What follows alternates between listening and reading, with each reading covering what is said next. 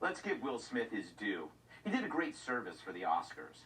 Because if he hadn't slapped Chris Rock, the talk would have been how crappy and boring the show was yet again.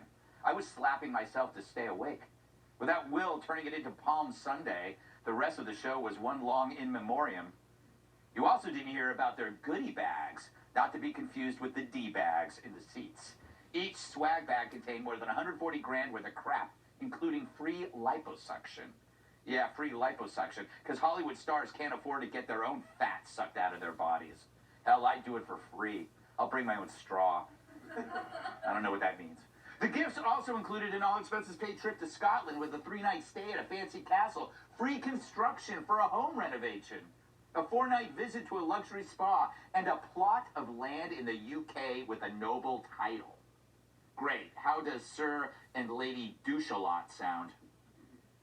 And here you thought celebrities are a bunch of elitists. Really, they're just like you and me. I mean, who doesn't get offered free plots of land for films that are worse than the one on my tongue when I wake up in the morning? But I don't mind them getting free trips around the world. I'd just rather they didn't come back. But even though the stars can pay for all that crap, they still need the free stuff. It's for their ego. It's an offering to the gods. Except these gods have lip implants. And of course, thanks to Will Smith, we also didn't get to talk about how truly lame this was. Well, we're going to have a great night tonight, and for you people in Florida, we're going to have a gay night. Gay.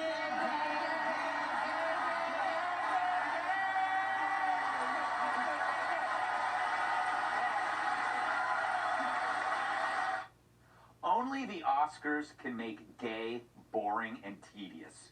Because the Oscars are no longer about entertainment, but diversity for the sake of diversity. But then they make diversity truly boring by making it painfully contrived. Their propaganda films with famous actors and music score, lights, makeup, and wardrobe are worse. They're as heavy-handed as Big Ben. The virtue signaling... Thank you. Some people didn't get that joke. The virtue signaling has descended into the purely infantile, like a juice box with a rainbow on it. As wokeism spreads, the movies shrink and splinter into morose attempts at identity politic fantasy. They aren't movies, just messages with all the depth of a coexist bumper sticker. It's no wonder they had the second worst rating ever, and it would have been the worst if everyone hadn't immediately texted their friends about the slap. You know, if they're smart, next year they'll have Kanye West and Pete Davidson co-host. Hell, make fisticuffs a regular part of the show. At least give us a steel cage match for the best supporting actor. But like my hairline, it's only going to get worse. According to LA Magazine, starting in 2024, producers must submit a list of the race, gender, sexual orientation, and disability status of members of their cast and crew. If a movie does not have enough of the right people on set, that movie won't be eligible for an Oscar. Now, put aside that this is already a tremendous invasion of privacy. The criteria for winning Best Picture no longer includes being the Best Picture. It means checking off items from a menu. Imagine if that existed before and what it would do to our classics. The Godfather is now the Godmother because Vito is transitioning. Jaws would have been an evil white man instead of a shark. And don't get me started with 3 men who identify as a baby. It's pathetic. You scream racism at the Oscars and you can get them to do anything, including ditching quality for quotas. You wouldn't want that process to decide who fixed your car or who removed your spleen. But the folks who run Hollywood would. Imagine how this is going to play out in a couple of years. All right, my fellow Oscars judges, it's a new year, new rules. What do you say we pick a Best Picture? Now, we can probably eliminate most of this crap. Did anybody see the George Washington biopic? Too white. Okay, how about the Harlem Globetrotters movie? Too ableist. Okay, Magic Mike 3? Way too straight. Heard that. How about Tootsie 2? Not straight enough. Okay, well then what's left then? Well, there is this video of a cat scared by a toaster. Well, hey, that's your Best Picture winner right there. We're done. That was easy. I know. I'm gonna go home and cheat on my wife.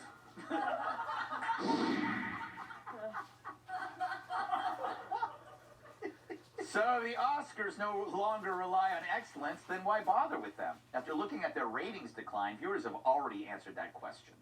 But now that the Oscars are dead, maybe Hollywood could go back to making movies for people and not award shows? Although, like Kilmeade's doll collection, it does make me sad. Because growing up, I loved the Oscars. It was my favorite thing to watch, besides Aunt Cora changing. The movie stars were huge, some literally. Remember Orson Welles? You'd see Frank Sinatra, Sophia Loren, Charlton Heston, Jimmy Stewart, real stars who had presence. They rarely have ever spilled their guts or sold candles that smelled like their junk. Today, you look at the stars, you just see dresses and tuxes, but no stature. They're no bigger than the actual Oscar, and with the same charisma. Wokeism choked the golden goose. I bet you never heard of the movies that won, because the box office receipts prove it. That's because we want entertainment and not a lecture. If you want a lecture, do what I do, spend the weekend with Geraldo. So yeah, Will Smith was a jerk. But the Oscars should thank their lucky, forgettable stars that he showed up and made it memorable. Maybe let him keep the gift bag. He could put it over his head the next time he goes out in public. Let us welcome tonight's guest. Something tells me he'd do very well on The Apprentice. Philanthropist and Executive VP of the Trump Organization, Eric Trump. And standing next to him is considered a fertility treatment. Co-host of Fox and Friends Weekend, Pete Hegson. She gets arrested just to save money on delousing. Fox News contributor, Kat Tippah. And he's so big, Jumbo Shrimp, tell him, just call us Shrimp. My massive sidekick in the NWA World Television Champion, Tyrus. Greg,